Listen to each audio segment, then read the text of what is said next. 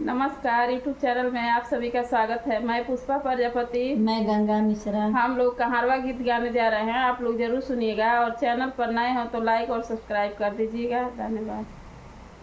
रतिया करार कैला हार बनवैबे। रतिया करार कैला हार बनवैबे। रतिया करार कैला हार बनवैबे। रतिया करार कैला हार बनवैबे। हार बनवैबे हो हार बनवैबे। हार बनवैबे हो हार बनवैबे। हार बनवैबे हो हार बनवैबे। हार बनवैबे हो हार बनवैबे। अरे हो त सबेरमा बिसारी दियला बतिया हड्डी के बिछावा हो बलमु अपन खटिया हड्डी के बिछावा। बलम अपन खटिया हट के बिछावा। बलम अपन खटिया हट के बिछावा। बलम अपन खटिया हट के बिछावा। रतिया करार कैला साड़िया ले अइबे।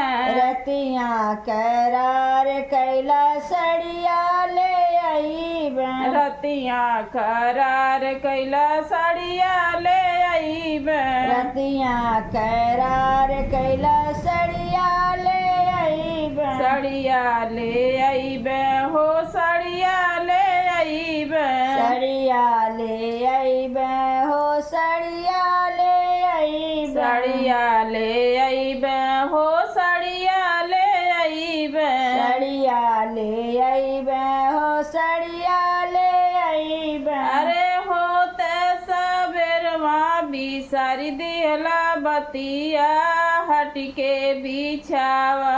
बलमु अपन खटिया हट के बिछावा। बलम अपन खटिया हट के बिछावा। बलम अपन खटिया हट के बिछावा। बलम अपन खटिया हट के बिछावा। रतिया करार कैला सहरे घुमैबे। रतिया करार कैला सहर घुमैबे। रतिया करार कैला सहरे घुमैबे। रतिया करार कैला सहर घुमैबे। सहरे घुमैबे हो सहरे घुमैबे। सहर घुमैबे हो सहर घुमैबे। सहरे घुमैबे हो सहरे घुमैबे। सहर घुमैबे हो सहर घुमैबे। अरे होते सबेरवा बिसारी दियला बतिया हट के बिछावा। बलम अपन खटिया हट के बिछावा। बलम अपन खटिया हट के बिछावा। बलम अपन खटिया हट के बिछावा। बलम अपन खटिया हट के बिछावा। रतिया करार कैला पापा घरे जाए के। रतिया करार कैला पापा घरे जाए के। रतिया करार कैला पापा घरे जाए के। रतिया करार कैला पापा घरे जाए के। पापा घरे जाए के हो पापा घरे जाए के।